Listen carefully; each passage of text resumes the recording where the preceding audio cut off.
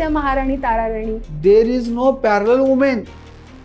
म्हणजे अशी ताराराणी सारखी समकालीन स्त्री झालेली नाही कर्तृत्वान स्त्री.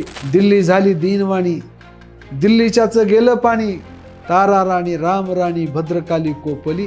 छत्रपती राजाराम महाराजांशी जेव्हा त्यांचं लग्न झालं तर तेव्हा नेमकी स्वराज्याची परिस्थिती काय होती? राजाराम महाराज जर का थांबले असते तर औरंगजेबाने सगळ्याला एकतर ठार मारलं असतं. आणि तिथून ज्या वेळेस ते निसटले, ताराबाई पण निसटल्या. शिवरायांच्या मृत्यूनंतर, संभाजीराजांच्या हत्येनंतर, राजारामाच्या मृत्यूनंतर देखील लोक लढायला तयार झाले.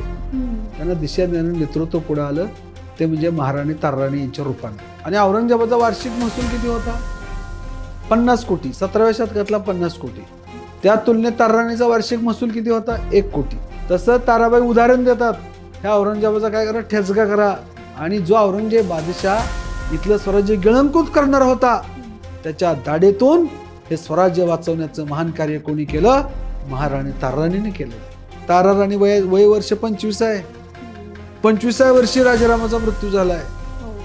विधवा असल्याचा न्यूनगंड बाळगला नाही. त्यानंतर त्या बऱ्याच काळ जिवंत होत्या. खरं तर ताराराणी स्वतंत्र राज्यकारभार तर त्यांच्या हातात असताना तर त्यांची आणखी दिल्लीचं तख्त जिंकलं असतं. ताराराणी इतकं शौर्य होतं त्यांच्याकडे. इतिहासात त्यांना जे स्थान मिळायला हवं होतं ते मिळालं नाही. तुमच्या मताशी मी सहमत आहे.